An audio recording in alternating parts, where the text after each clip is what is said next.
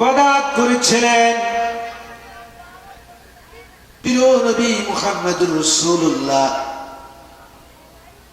রাসূলুল্লাহকে দেখে দেখে সাহাবায়ে কেরামরা নামাজ পড়েছিলেন, ইবাদত করেছিলেন।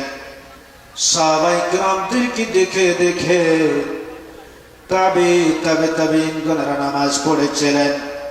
তাদেরই ধারাবাহিকতা নিয়ে আউলিয়া কেরামরা আমাদের জন্য নামাজের তালিম দিচ্ছেন। যারা কান সুবহানাল্লাহ।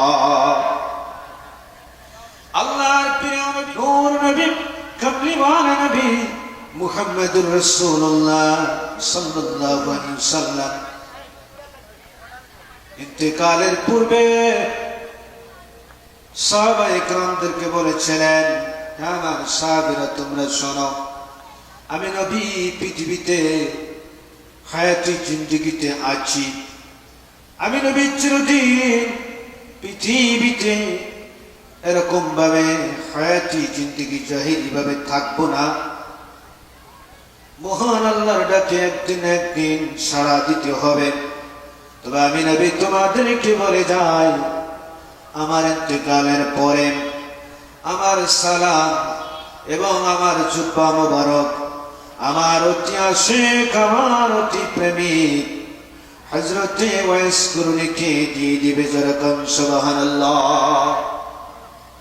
আল্লাহর প্রিয় নবী মুহাম্মদ রাসূলুল্লাহ গর্দান মোবারক ফিরাইয়া ইয়েমেনের দিকে তাকাইয়া বলতেন, হে আমার সাহাবীরা তোমরা শোনো, আমি নবী ইয়েমেনের দিক থেকে আল্লাহর খুশবু রহমতের বাতাস আমার নাকে সুঘ্রাণ অনুভব হচ্ছে, আমি নবী অনুভব করতেছি।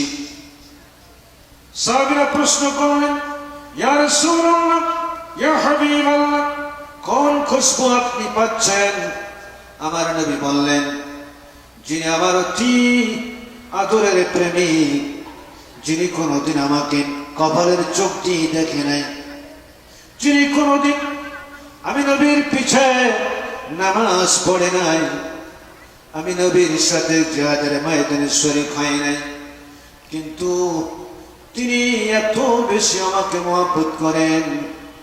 রাসূল পাক সাল্লাল্লাহু আলাইহি ওয়াসাল্লাম নবুয়াতি জবানে বললেন, মাল্লাকিয়াহু মিনকুম ফালইস্তাগফির লাকুম। সারাকান সুবহানাল্লাহ। মাল্লাকিয়াহু মিনকুম, যদি তোমরা আমার ওই প্রিয় আশিককে যদি তোমরা দেখা পাও, তাহলে তোমরা তার কাছে ইস্তেগফারের জন্য দোয়া করবে, আল্লাহ পাকের কাছে দোয়া করতে বলবে, সে যেন তোমাদের জন্য দোয়া করে। যারা কান সুবহানাল্লাহ। হযরত ওয়াইস কুরনি তানাকে আল্লাহ রাব্বুল আলামিন যেই দিন আসরের ময়দান প্রতিষ্ঠিত হবে, ওনাকে যেই দিন উঠাবেন, 70,000 ফেরেশতার চেহারা ওয়াইস কুরনির চেহারার মধ্যে আল্লাহ দান করবেন এবং ফেরেশতাদের মাঝে তাকে ডাবাইয়া রেখে আল্লাহ রাব্বুল আলামিন হযরত ওয়াইস কুরনিকে হাশরের ময়দানে উঠাবেন। আমার নবীর সাহাবীরা প্রশ্ন করলেন, ইয়া রাসূলুল্লাহ, ইয়া হাবিবাল্লাহ, এরকম মর্যাদা, এরকম বৈশিষ্ট্য কেন আল্লাহ তাকে দান করবেন?